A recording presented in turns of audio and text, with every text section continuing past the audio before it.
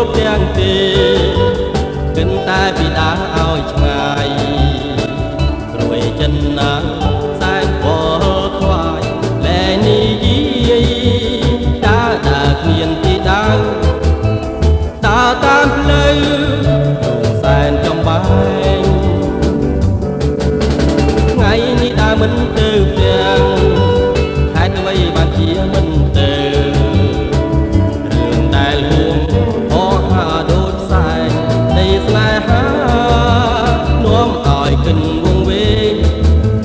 កាលគ្រាមុនទាំងព្រមដឹងហើយព្រះច័ន្ទភ្លឺថ្លាប្រែអមរស្មី